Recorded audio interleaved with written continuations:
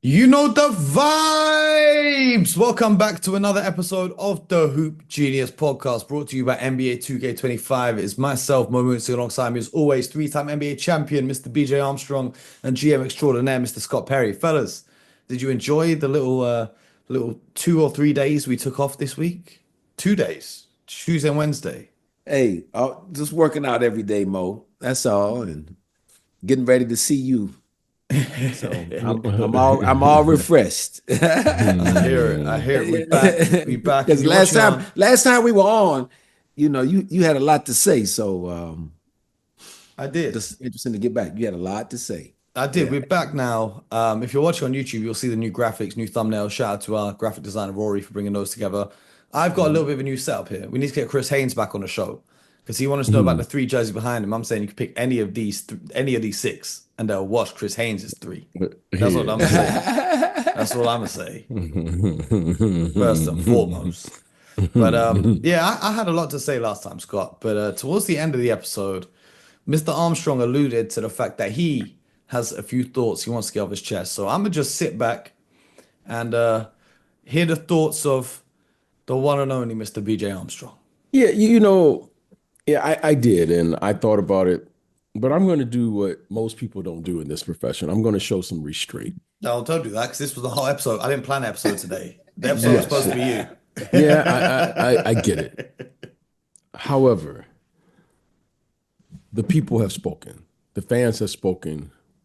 Now we've gotten the numbers back, and now let's move on.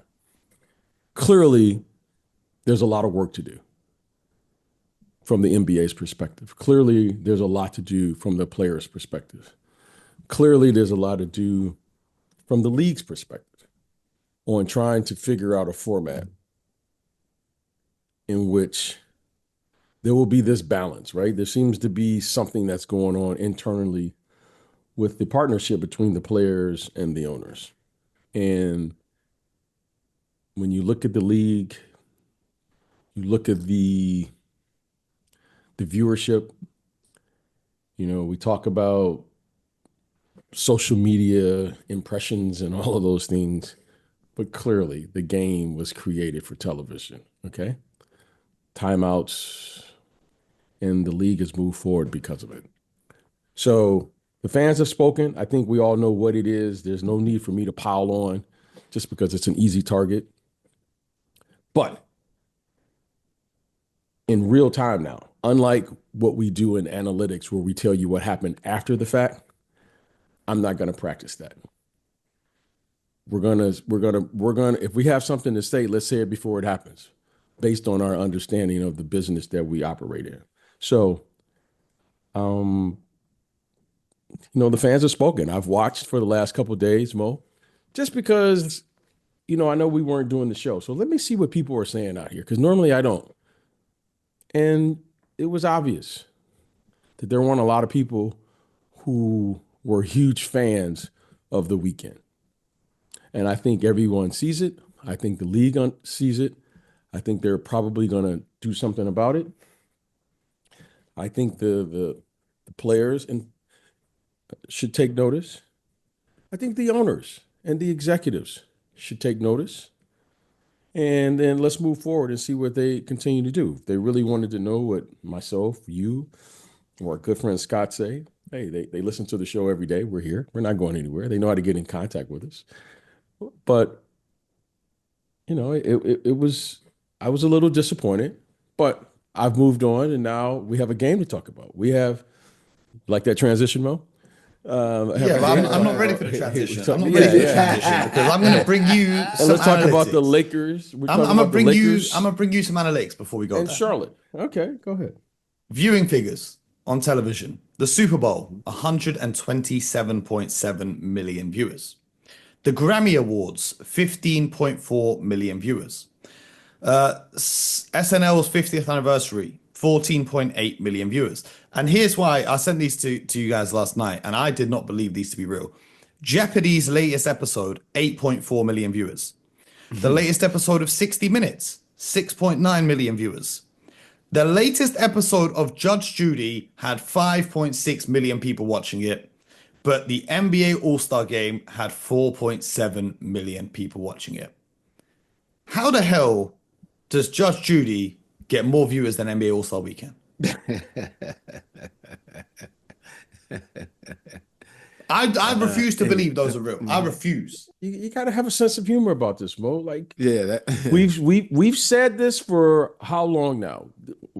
And again, there's no need for us here to pile on. The people, that's one thing that we do, especially to our audience. We respect our audience, and our audience respects us. You know, Scott is going to tell it like it is. Mo, you going to tell it, and I'm going to tell it, and how we see it, and we move on. I have been saying this. We have all been saying, voicing our concern for years now. This isn't something new, and now we just finally got here. I think now we are at a point where the numbers are in, right? Isn't that where always, if there's one thing I know this league does exceptionally well, is they look at spreadsheets. Okay. So there are the numbers. There are the numbers. Okay. There it is. Right. We've been telling you we want a more competitive environment. This is sports. There's going to be conflict. We know what this is. And now we have the numbers to support it. So, okay, so what are we going to do about it? What with those numbers, Mo, we have competitive tension because now we know the fan base has made a choice to take their viewership to other places. To Judge Judy. So what are we going to do? So what are we going to do? Now, we're going to compete and get down and get in a defensive stance and play, or we're going to sit here and keep trying to come up with more gimmicks and more distractions and entertainment. If we're going to go by the analytics, I think then Judge Judy's going to have a halftime segment in next year's All-Star Games. If we're going to go by the analytics, that might be the only way to fix this. All-Star viewership. And since the year 2000, peaked in 2003 with 13.1 million viewers. Since then, it has been slowly declining. I think 2011 saw a slight increase, I think just after the lockout. But yeah, it's gotten pretty bad over recent years. But the league continues to celebrate the views that it generates on social media. But if you actually break those down, last episode you asked me to expand on those. The bulk of those views come from short form videos such as Kevin Hart standing next to Shaq, look at the height difference, versus actual basketball. You know, if you need lessons on social media, I'm available. But let's keep it moving. There was one thing before we get to the Lakers and Hornets game that I wanted to get you guys' opinions on. In an interview over All-Star Weekend, Anthony Edwards was asked about being the future face of the league, and he said, hell no, that's what you got Wemby for. I have a theory on this whole face of the league thing. I don't think the face of anything exists anymore because of social media. Because now everyone has the chance to see whatever they want to see whenever they want to see it. Previously, in the past, All-Star Weekend was huge because for some fans, it was the only time they get to see certain players. Whereas now, because you've got NBA League Pass and you've got Instagram and TikTok and YouTube, you can see whichever players you want to see whenever you see it, right? And I think a comparison here is the face of hip hop, for example, the face of rap music. You don't really have a face of it anymore because everyone just listens to what they want to listen to. Oh, yeah, sure you do. You can't say these things. Who's the face of hip hop, BJ? Hip hop? Yes, right now in 2025. Hip hop. In 2025. That's who's always been the face. That's all. This is the face of hip hop. Struggle. It's always been the face. Mo, the struggle. We're talking about appealing to a wider audience demographic, right? So in the lens of the NBA, it was Jordan, it was Kobe, it was LeBron. No, Mo. The audience was appealed to what we were doing. Mo, hip hop was never meant to appeal to anything. That's the problem. Mo, I didn't play the game so I could appeal to a fan, so he can like me. Now, you know who I wanted to appeal to, Mo? There were people like Scott Perry who actually respected the game, put in the same work that I put in. And there were a lot of kids. And we weren't playing to be popular. We were playing for the respect of our neighborhood when we went outside of the city, of our city, and we had respect for the game. The game is the star. Hip hop wasn't made to be popular. Hip hop wasn't made to get this is the face of it. No, it came from the struggle. Yeah, but regardless of that, you do in the wider audience consumption. And we gave you that. You're trying to reach and we millions gave you and millions that. of people. And there will be a face and we of gave things. you that. And we gave you that. You call it rap, and we sit back and we're entertained. You got your rap music. Now entertain yourself. You make it what you wanted to do. Hip hop was never made to be popular. Ever. Never will. Scott Perry and I weren't 15 years old sitting around going, hey, man, I want to make it to the league.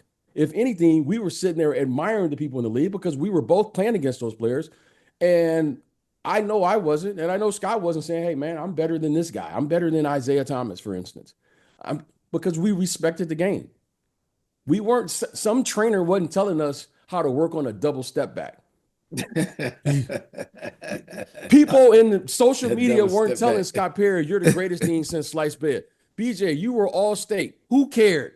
You were all American. Who cared? George Gervin would walk in the gym and everybody bowed down because you say, you know what? No one was that good. So humble yourself. Stay humble, young man.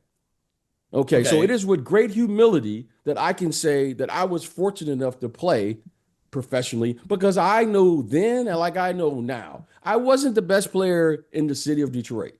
There were a lot of players who could have made it, should have made it, ought to made it. But for whatever reason, I did make it. And I made it because of people like Scott Perry. I had truth tellers around me who, if Scott saw me doing something crazy, let me assure you, Scott would be the first person to call me. And that's not popular. Scott is one thing that I learned through professional sports is who your real friend is and who's not. Well, let me tell you, ladies and gentlemen, right now, the gentleman right here, Scott Perry, that's a real friend because Scott Perry is going to tell me the truth. And he don't have to worry about me walking out, oh man, who's this guy? No, because Scott Perry, this is what the game is. It's about the game. It's about respect for the game and the people. Okay. But so regardless of your intentions or motivations to play the game, when you did play the game at the time, there was a consensus face of the league. And that is something. Who was the consensus? Michael Jordan was the face of the NBA in the 90s. No. There wasn't a consensus when Michael was going for that. This was Magic Johnson and Larry Bird's league. Oh, before that, it was Kareem. It was Kareem. So there were still league. faces of the league. No, it wasn't faces. Those guys had earned the right to be in that category. Now, you come in the league year one, for instance, and he's probably my favorite player, Wembanyama. There's no way we should be saying he's a superstar. He hasn't done it yet. He hasn't even made the playoffs yet. It has never been easier to score 20 points in the league. It's never been easy to be a superstar. Based on what? Based on what? I saw a guy average 37 a night, and people were like, he's a sideshow. When we would go to the gyms to work out, the stars would be like, all right, guy runs around. He has long shorts, but they weren't passing out the league. He was the best player in the league. Never, ever. You had to prove yourself. Now, everybody's a superstar. Well, how? You asked the question last week. All right, was it last week or this week? This guy's a superstar. Well, what's the definition of a superstar? I think we were talking about Jason Tatum. Yeah. What's the definition? What's the definition? You know, in order to be the best player in the league, and it was a consensus, you had to have the most championships. Well, maybe that's why Jordan became it. He did it. So, okay. If you want to be the best in this era, you guys are just passing out everything. This is your era. I'm just sitting on the sideline. So in this era, do you believe that there is going to be no face of the NBA because of how difficult it is until somebody like Scott Perry creates an environment where you have to show up every single day? The answer is no. Because we all know what the standard is to be in that conversation. You got to have more than 6 championships to do it. Now, who's willing to do that? Everybody now wins a championship and then they've arrived. Guy gets elected to the All-Star game. Now he's a superstar. We know the standard. Scott Perry knows the standard. If Scott Perry came to me and said, "B, I won a championship. I'm the greatest." We have executives in our league now by a certain publication. How do you become the greatest executive and you haven't even won yet? No, let's keep this real here. See, Right, exactly. y'all got me now messed up with the other thing. I'm not doing this to be popular. You got magazines claiming they got the #1 executive, and here's what we got one on our show who won a championship, went to 6 finals, 2 NBA championships, but the other guy who hasn't won anything is the #1 executive in all of sports. You got me mixed up now. This ain't a popularity contest. The game will always happen in between them lines. Now, this GM right here, I know he gonna show up and fight. Them other ones, they might show up with some paper and some stats, but this one right here is gonna show up to the run and show up and fight, and they ain't asking for a break. So y'all got me mixed up now about a superstar and all of this other nonsense. This is nonsense now. The game is the star, will always be the star, and let's highlight the people who want to get in that ring and play. It's real simple. Now, if they want to highlight entertainment, so be it. If they want to highlight the distractions and create social media videos, so be it. I'm looking for the guy who gonna play in between them lines and who gonna perform. There's a guy right here, right there. You can look at him. Put the camera on Scott Perry. Why he wasn't on the list, and he got championships behind his name. Why he wasn't on the list? So then y'all gonna get me distraction by talking about things that don't matter. Acquiring draft picks, trades, referring to people as assets. No, yeah, you got me mixed up. You got me messed up now. So the game is the star. Who's performing in the game? Let's talk about those people and let's highlight the behavior that we want to acknowledge here. If you don't play, there's a place for you. That's called on the sideline. Get your drink, sit on the sideline. We're going to highlight people who play here. And you're not going to get away with that here. Now, whatever you're doing on the social media, okay, that's what you do. I'm not mad at that. If that's how you make your money. We know the rules of the game. Never knock another person's hustle. That's your hustle, acknowledge it. But here's our hustle. You got to put that uniform. You ain't going to get no trainer to get no acknowledgement here. You ain't going to do no social media content to get acknowledgement here. You going to perform and win that game, 5-on-5. So that one-on-one workout ain't going to really matter to us. Because when Scott Perry and I, this is true now, when we play one-on-one, Scott, did we not pick up full court in the one-on-one thing? Oh, yeah. It was okay. full court So one-on-one. we know what's possible. And I played all 82. So I want to hear how hard it is. And I don't want to hear these coaches talking about let's reduce the game. No, the game is supposed to be hard. I mean, we played 82. You played 82, what, 10 years? 82, years? No, in the NBA. I know what I'm saying, but you played 10, you played 82 that's what I'm 10 saying. years straight. Yeah. Like so 8 Scott, years, about 10 years. We know, and this was prior to the training, and we used to go to this gym. I'm not even making this up. So Scott can confirm. We went to the gym on our own to a gym called a Powerhouse. Powerhouse. Mm-hmm. So maybe that's the formula. And we did this for what, about $9.99 a month, Scott? Exactly. For the membership. Okay, so we know that works. Now these guys got nutritionists, they got massage therapists, they got all of this stuff. And then they gonna tell me the game was no, I know the game wasn't tougher because there was hand checking. We didn't have the same equipment. So I know it's possible. However, now the mentality is different. And what's different is, and I'm not even blaming, no, I'm not going to say blame. I don't even want to use that word. I'm going to identify the root, the leaders, the executives who are making these decisions, okay? Because I'm going to say this, because I know Scott can't say this. I go to games now just to see who's leaving the game early when they scouting these games. That's why they don't know who can play and who can't play. Because these executives who be going to these games, and I'm saying this with air quotes, scouting these games, they're leaving the games early. Maybe they not seeing the same thing that some of us who are sitting there watching the whole game see. So then when we see these behaviors show up in the NBA, we not surprised. That's why I know two people, myself and Scott, we not surprised because we all know. We know. All the scouts and executives who are watching these young players, we know who can play. This is not a surprise because we saw the same behavior years before. Now they want to blame the players. No, I'm not blaming the players. I'm blaming the people who drafted them. I'm identifying the behavior. I'm identifying all of the things that we have access to. I'm identifying the character. We know who can play. We know who can play. But we also know who are they're doing the promo ads in the magazines and the promo ads in all of these places. No, I'm not buying that. Everybody knows who can play if you're watching the game. Wink, wink. We all know. Everybody knows who are actually watching the full game. And they're doing the homework live. They're not reading headlines.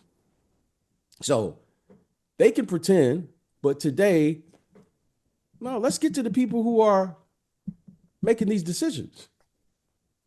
The players are the players. You can't be mad at the players. Now, if it's one thing that we know from a city like Detroit that you're going to get out of Detroit, is toughness. We know that. We know what's needed to play in this league is toughness. And now what have we gotten away from now? And if a guy like me at my size could play 82 games, for not 1 year, for multiple years. Yeah, that's okay. And there was another guy who was 40 years old who had 1,000,000 miles on his body, and he still played 82 games. And he was done. I don't want to hear. I don't want to hear what they got to say.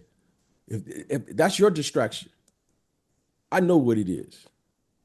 I know what this is. I love that BJ started this episode by saying he ain't even gonna go there. No, I'm not going there. I'm not going there. And here we are. but here we are saying things that we know is not true. We know it's not true. If you want to play 82 games, there's people who know how to do it. There's people who know how to do it. If you want it, we keep highlighting Mamba mentality. Well, where did he learn it? He learned it from somebody. So what did he know? What library was he going to that's different than the library that he's going to now? And everybody telling me Mamba mentality. I remember when this gentleman right here, Scott Perry, called me and saw him in high school. How did he know that in high school? Yeah. Now, that's a fact. He got his scouting report from Kobe Bryant in high school. That's a fact. Yeah. That man called me on the phone. So I don't want to hear this nonsense that I know don't exist online.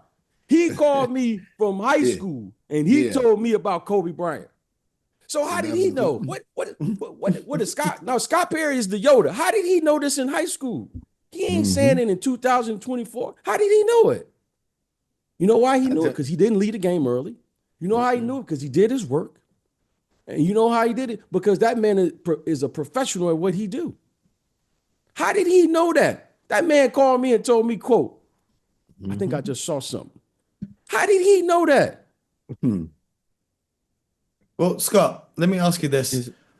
Just circling back to the original question. And Scott, confirm what I said is true or not. So that way, let me. So, and I'm gonna take it one step further.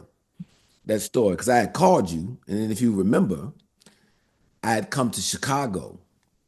I believe you were getting ready to get. Scott, this ain't online, so it's not true. Scott, this ain't if it's not online, you might tell the truth now. Yeah. So, and I remember being in the car with you. I was riding the back seat. Terry Porter was in the front seat, if you remember that. And we were talking ball.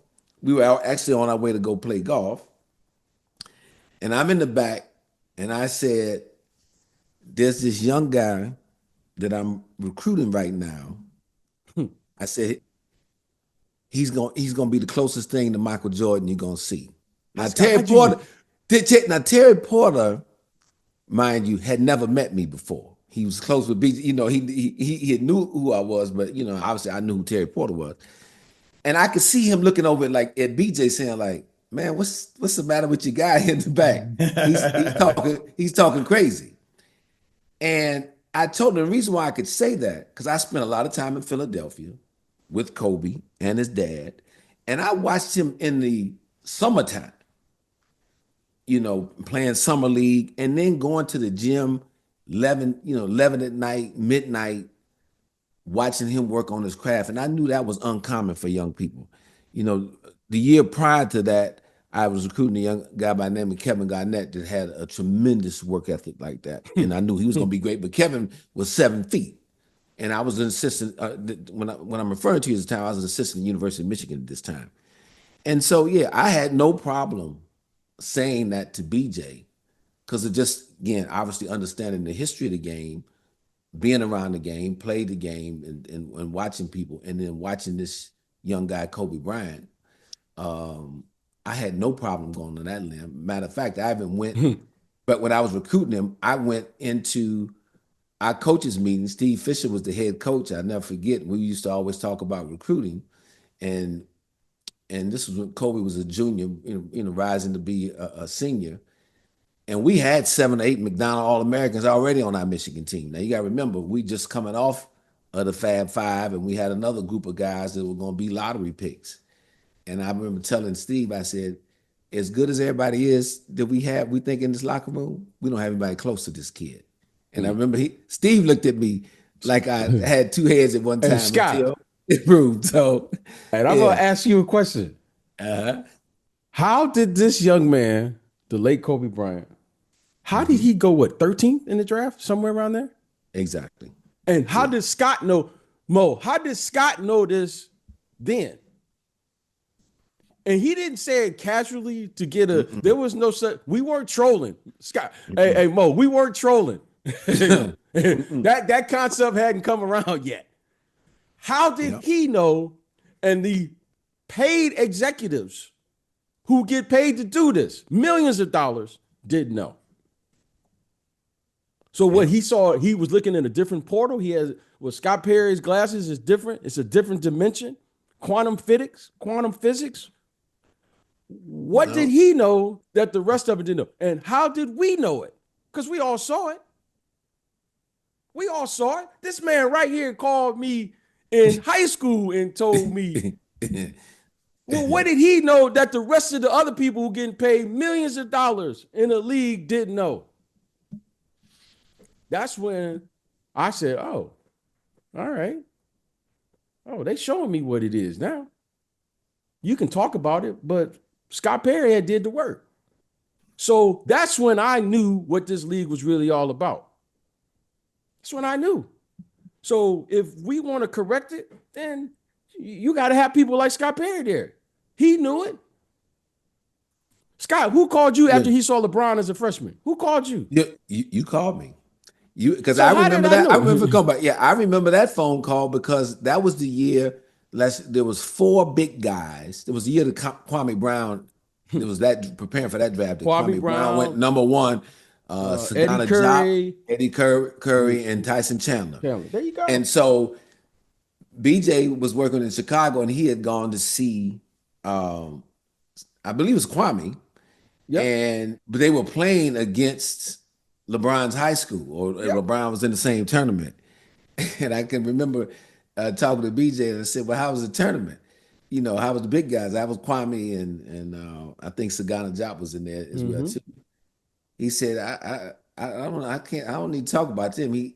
Who was this kid, LeBron James? Because BJ had never seen him or heard of him. And, he was a freshman, Mo. He was a freshman in high school. The point being, Mo, the people who know. And the only way you gonna know this, Mo, you got to be there in the gym to do the work. Mhm. So now the decisions that's being made, Scott, after every draft, I'm talking to Scott, man. Hey man, what they seeing, we not seeing. Mhm. Yeah. So we know what this is. We Mhm. know how it is. And we know that you're not going to be scouting on film. You got to get to the gym and you got to watch this live. Yeah. And That, and you've heard me say this countless times, Mo. You got to get to that gym and hang around that gym and not only get a feel for the skill set and talent, but that's where you learn the character and about that person. you don't tell them that, Scott. Because see, competition reveals all that. And if you've been in competition and truly understand competition, you kind of know what to look for when it comes to evaluating players. And I've said it all the time, they're not mutually exclusive. That talent and that person, it's all together. There you So go. you better know. So that's why for me, the Kevin Garnett's, the Kobe Bryant's, when I saw them in high school, you being around them for a short time, you just knew. Barring any injury, I knew it was greatness right there. Back to the original question that started all of this. Which player, in your esteemed opinion, is going to be the next face of the NBA then? Like BJ said, to become the face, you've got to have enough accomplishments on your belt to become the face.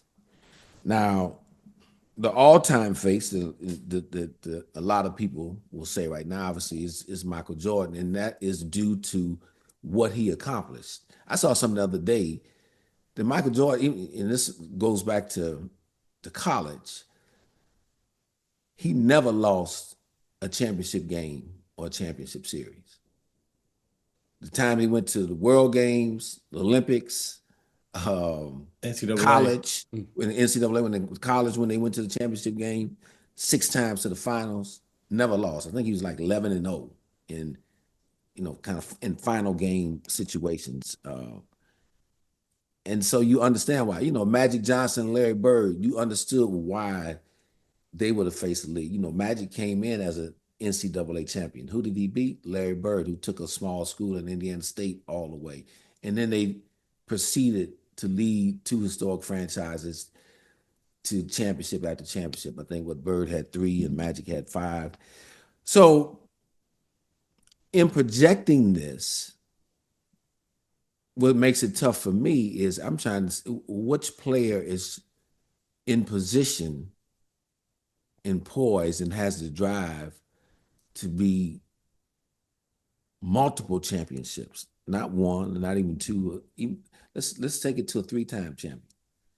I don't know, Nikola Jokic is a 3-time MVP. He's a great player. Now, if he comes back and wins the title this year, does he push himself more to that? See, I think, Mo, the question with part of what you're getting at too is, and this is where the rub comes in from the real, basketball versus the commercialization and who's going to be, who's popular and that kind of thing.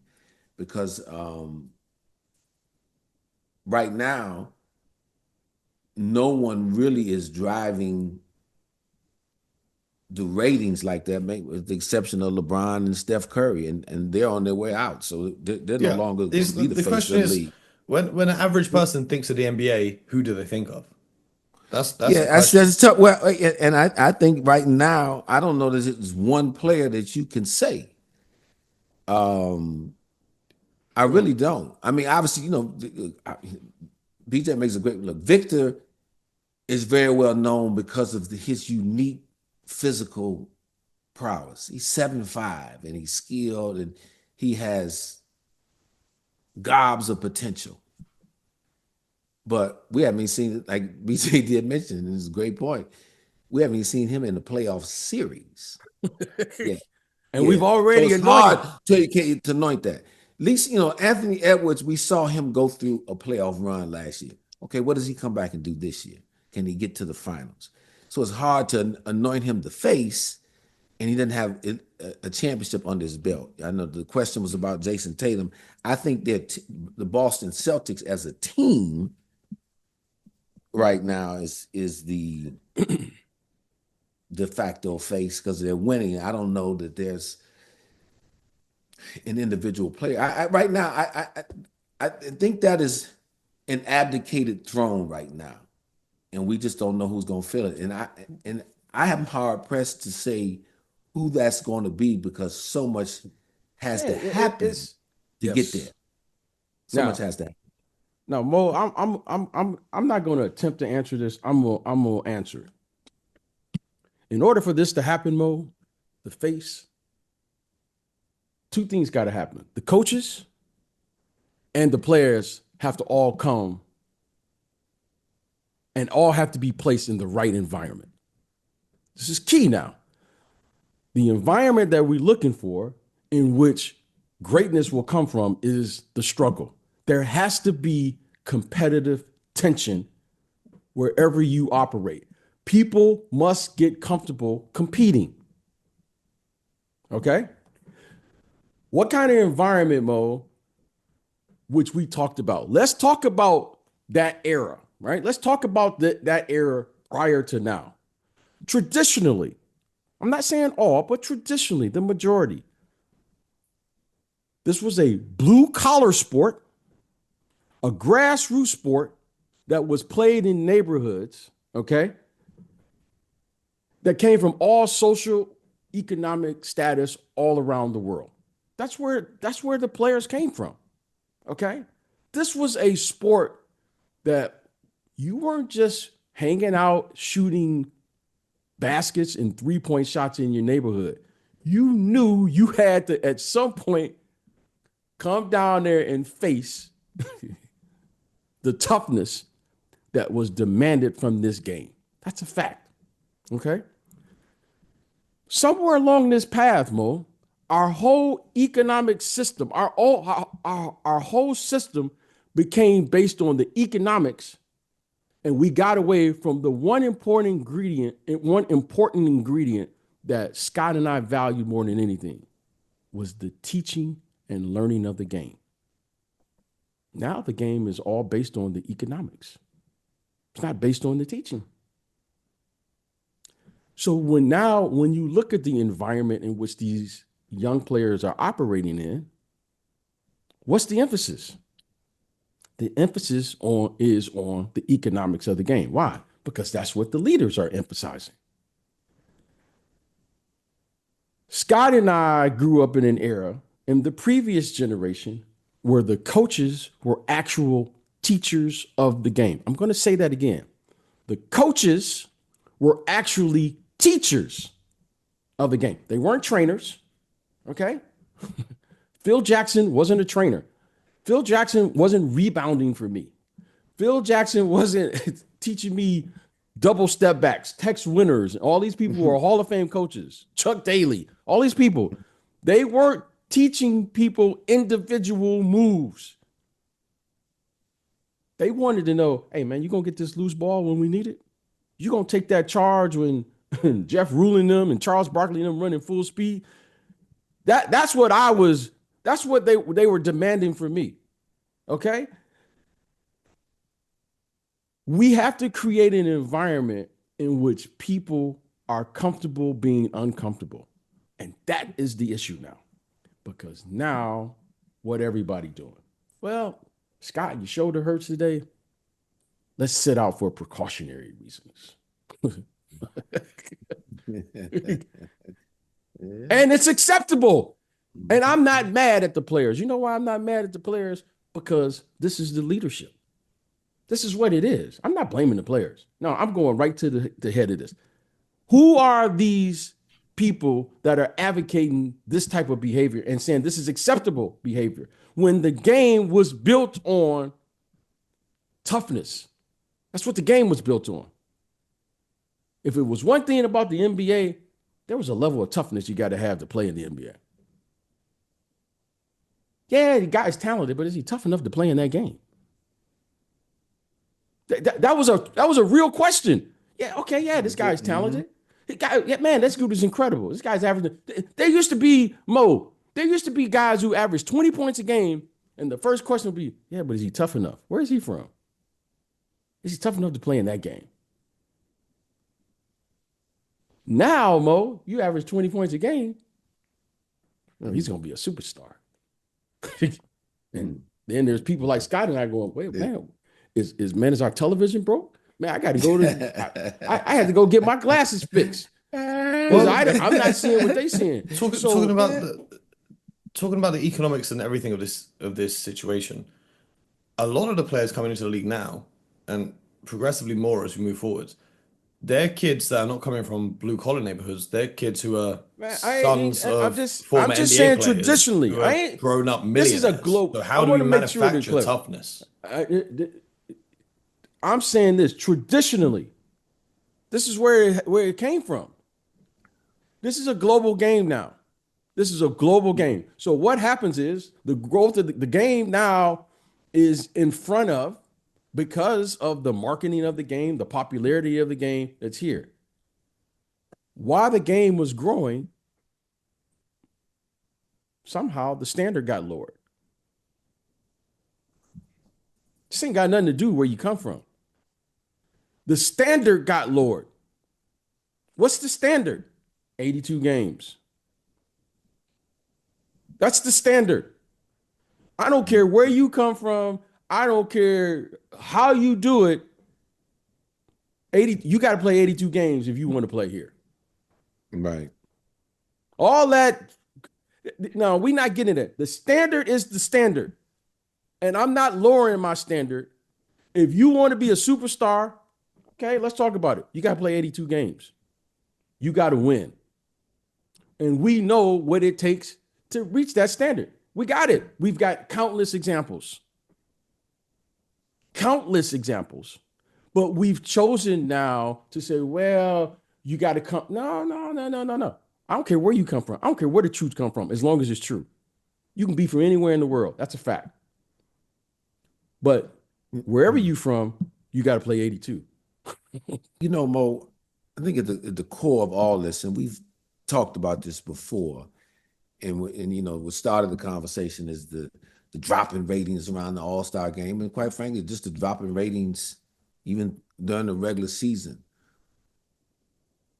The fan, the person, and I've been talking to a lot more of them now since I've been out of the NBA. And this is, you know, and this, what I'm getting ready to say to you is direct language that I'm getting from them. Don't watch the NBA as much anymore. Not as competitive. There's no struggle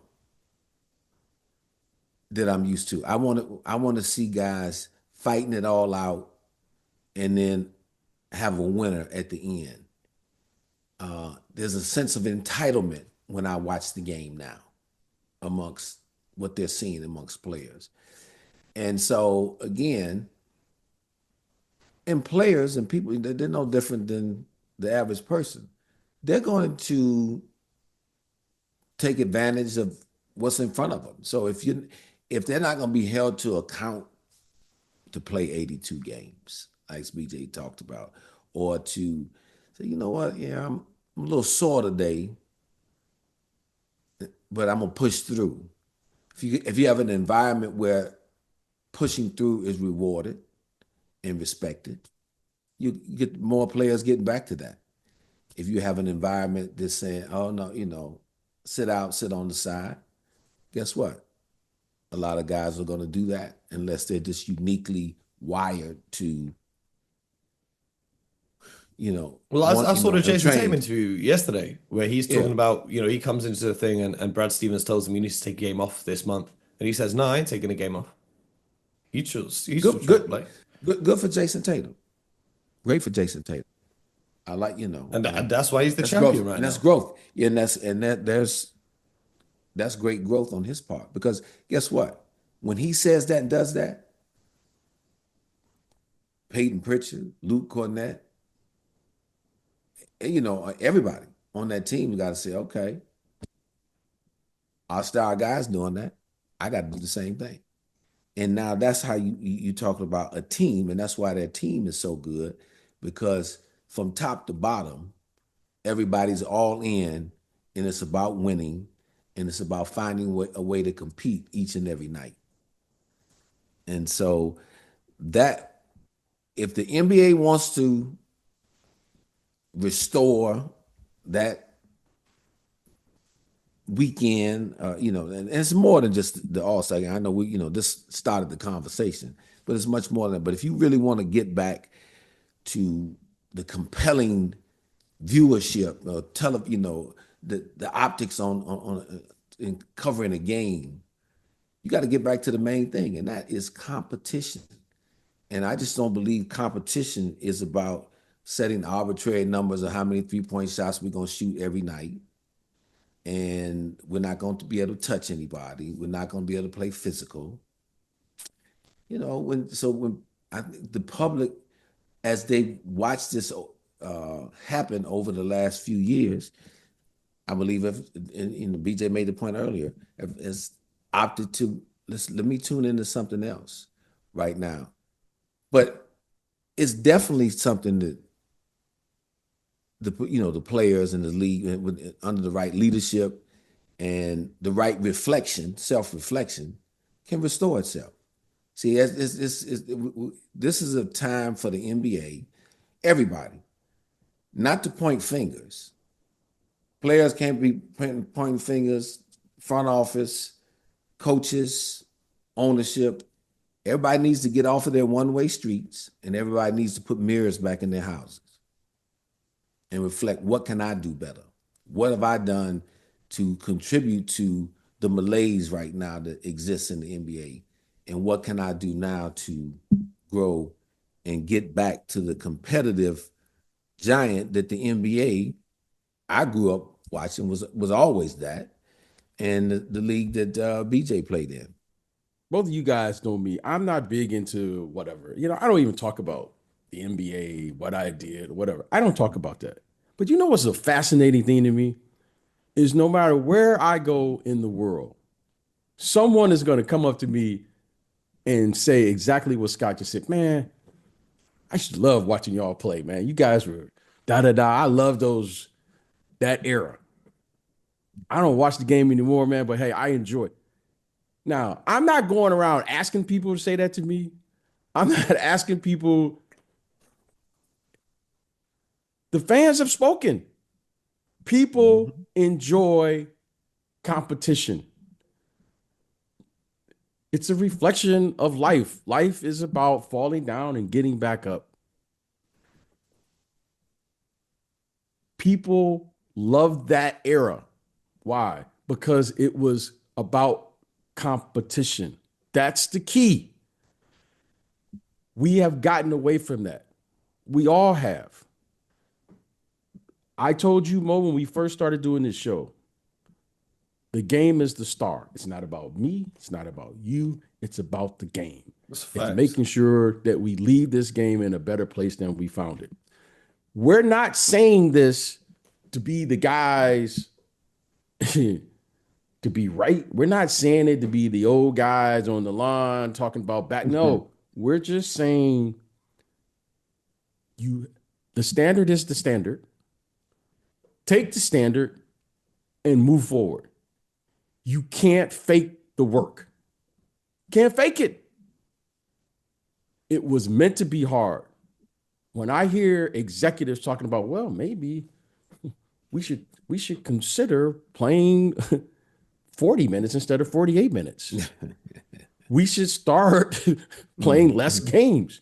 No, this was meant to be hard. Okay? Now, I don't even like talking about 23 because if I told you how good he really was, you're going to think that I was not telling you the truth. If I told you how good this guy 32 was, Magic Johnson, you going Scott Perry and I saw him when we were in high school. Mm-hmm. If I told you how good this guy Larry Bird really was, okay, you're gonna think, oh man, no. Now there was a common denominator with all of them. And then I got over here Bill Russell, and then I got over here Wilt Chamberlain, Oscar Robertson. If I told you there was a common denominator, there was a level of toughness that's what was required to be at that level. That's the standard.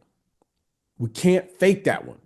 You can't take that away. This isn't something good player, nice talent, and there's a lane for you. But if you're talking about a superstar, it requires you to have one word by your name, the struggle. And you got to play these 82, and you got to perform, and you got to win if you want to be a superstar. You can be a nice individual talent, but when you are a superstar, no, you being a nice individual talent is not part of. That's not part of the that's not the level you want to be at. If you want to be at the level of superstar, you got to win. It's only one way to do it. You got to play 82. You got to carry that responsibility. At least play 70. You know No. Mo, if you play 70 in that era, they be like, oh. No, I'm saying we got to go step by step for these guys, because right now they're trying to play 50. Mo, no, the standard has already been set. The standard is the standard. Mo, if you miss the game, Mo, you realize, man, Mo, every player played with broken fingers. Yeah. Every player had something going on. But it was one thing, Mo, I didn't want to play. One thing I didn't want people to say about me is I was trying to dodge that run because I was afraid of somebody. Now Scott laughing because Scott knows all of this. Okay, I would rather live with somebody scoring 40 points on me than me to say, hey man, I was dodging that run. Now guy dodged the run for precautionary reason and don't nobody say anything. Now I don't know how that mentality slipped into our business, but that's the truth now. And everybody who's played this game understands exactly what I'm saying. And everybody who's watched this game, you didn't dodge none of the action. That's the NBA. This NBA is supposed to be hard. You supposed to question whether or not is it worth it. You're supposed to go through all of the pain and struggle and fear and all of the stuff. That's what made it unique. Now, it is what it is. I'm not on the players, but I just hope that some executive, some owner will get back to people like Scott Perry, people in the NBA who values 82 games, value it, and that we reward the behavior. That's called leadership. We reward the behavior that affects our, not yours, not mine, our business. Performance is what affects our business from top to bottom. And that is the behavior that we should be rewarding. The players that understand our business and what affects our bottom line. Affects our bottom line in ticket sales, viewership, performance on the court. And then that's what made this league great, is because the players were required to understand the business in which they were entering into. The executives understood the business in which they were responsible for on a day-to-day basis. The ownership understood the business in which their stewardship, and the league understood that we all are in this together, and we've gotten away from that now. That's just what it is now. And hopefully, and I say it hopefully, that we will get back to that, because these players are incredibly talented. You've never heard me say they weren't. This is a great game, but I love the game too much to just sit here and keep allowing us to go into this dark place where I've been saying this for years. This isn't like the new today, and I don't want to pile on, but we got to tell it like it is. We love the game. We've seen what's needed. We know what's needed. The 82 is where we start. Scott, we played 10 preseason. We used to play, what, 8 to 10 preseason games. Yeah, no, you did. No one skipped a preseason game, Mo. We went two-a-days for an entire month. Two-a-days for an entire. Now, Scott, what is the rule? They go two-a-days for what, 2 days? Yeah, you get 2 or 3 days of 2 days. That's it. We went two-a-days for an entire month.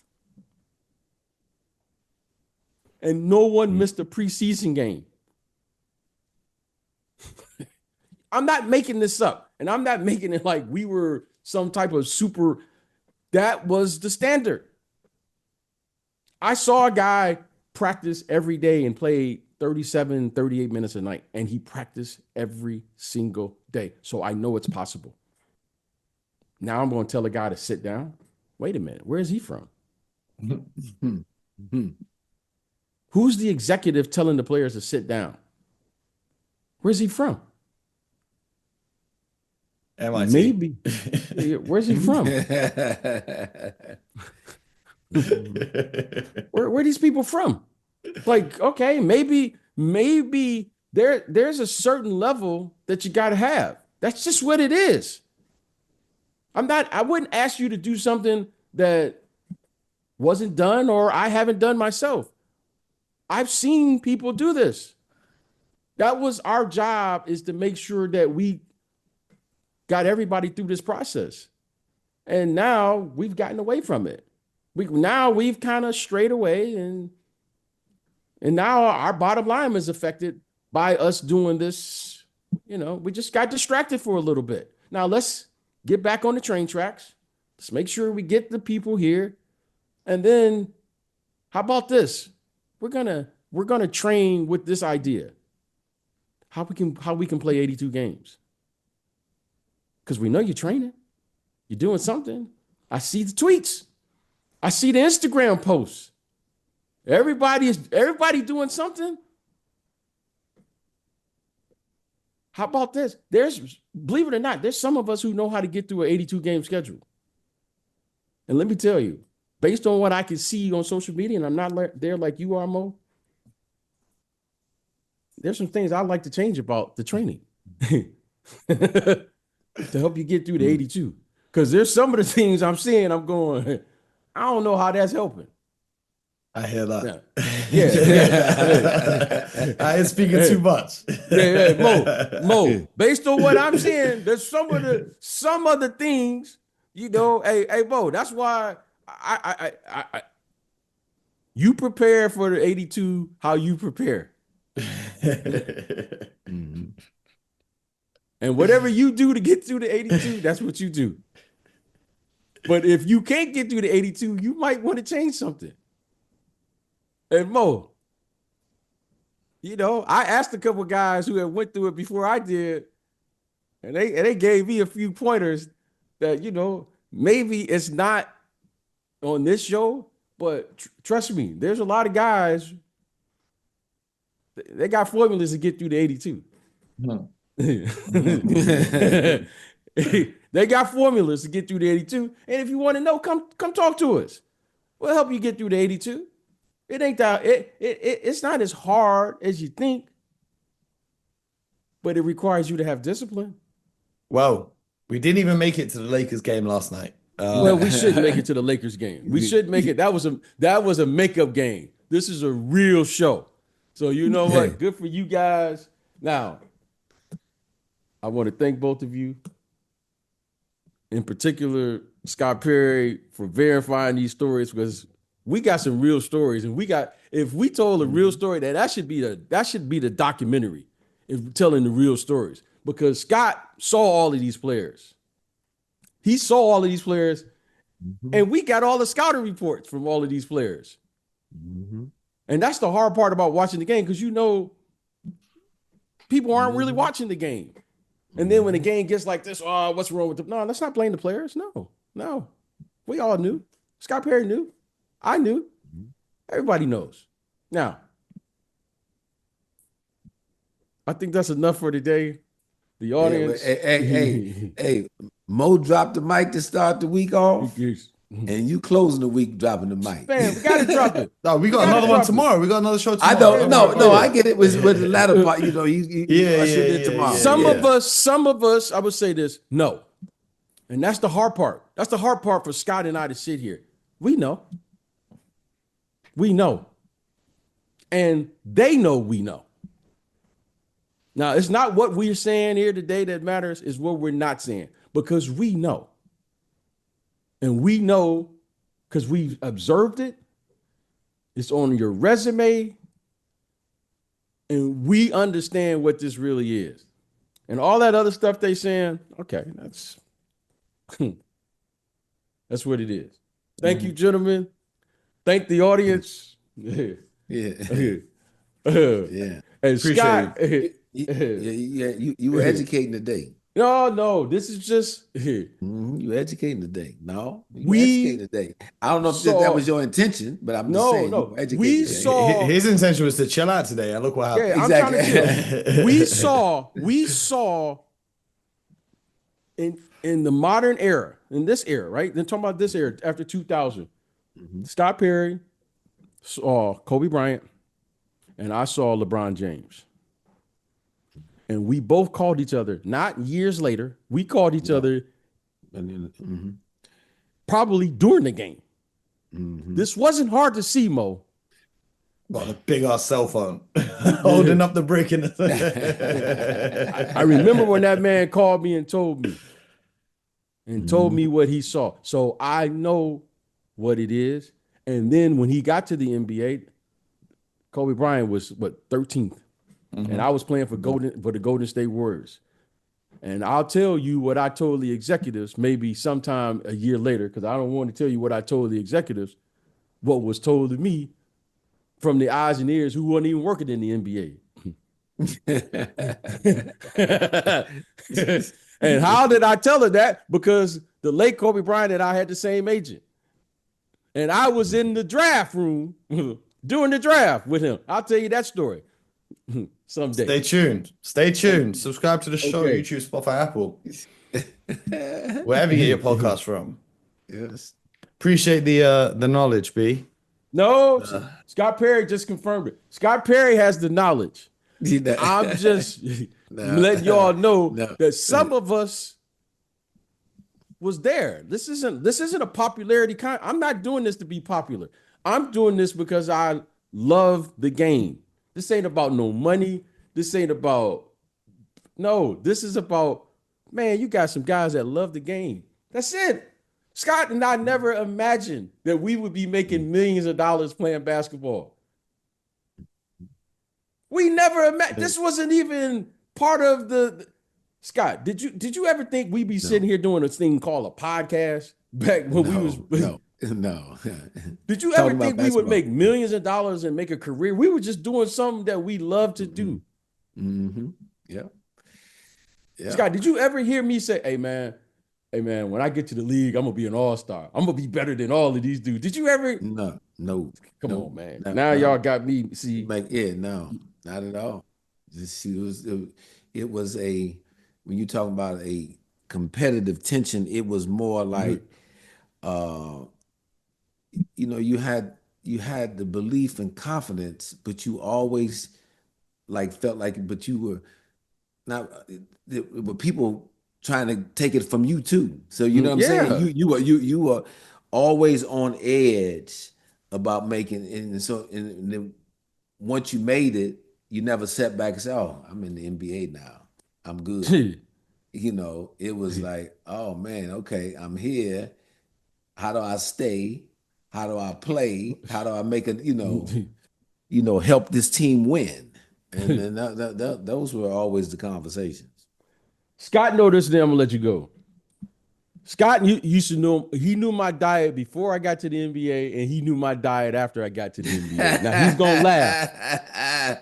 Yeah, Mo, and that's because that's a show in itself. That's a show in itself. So he knew the competitive tension that I had, because he saw my diet before I got to the NBA, and he saw my diet once I got to the NBA. NBA, no question. So I don't want to hear about training. This is a lifestyle. And Scott Perry can verify all of this. Yeah, yeah, I'm gonna let yeah, him I talk remember about it. Man, Because I this went ain't in me. I ain't reverse. into me. You should see my hey, diet Mo. when I thought I was going to get to the NBA. And you see my but, diet when I but started you the know podcast. what? But let me tell you something, Mo. Let me tell you why you gonna change your diet though. Because you gonna realize, Mo, with your diet, if you keep doing that, you're gonna be out of the league. Hell yeah. And I told you, I'm gonna show up at the run now. I can live with you scoring 40 on me, but I can't live without me doing my best. And Scott Perry know me. I always showed up. Now, were there some other guys that's better? Absolutely. Was I the best? Nope, I wasn't.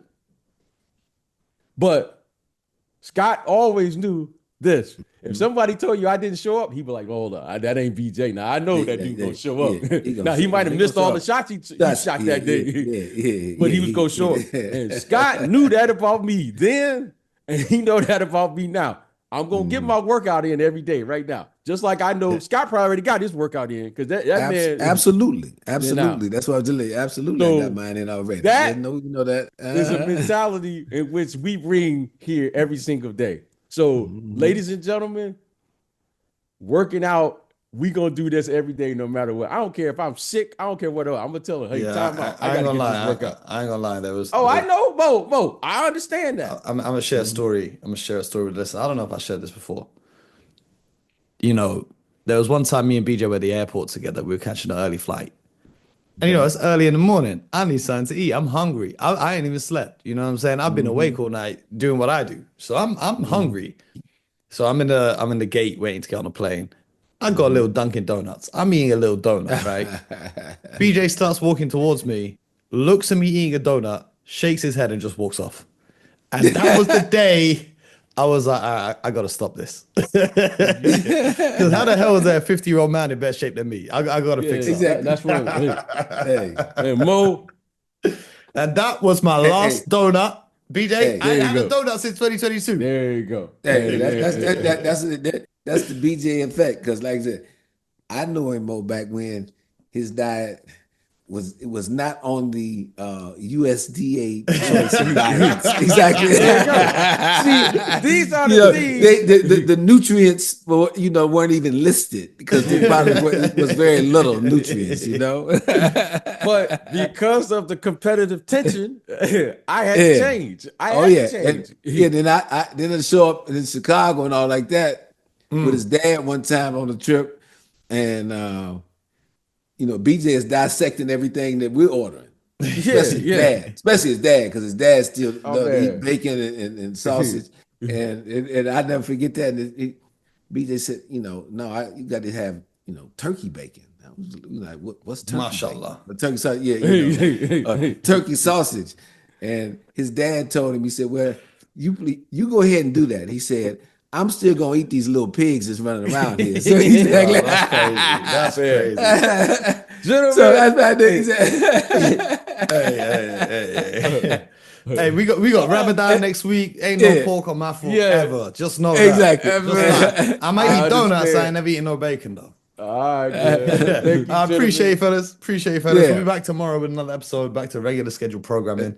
So stay locked in. There's a bunch of games happening in the NBA tonight. We'll be back to break them down for you. So until next time, my good people, subscribe to the show, and most importantly, get buckets.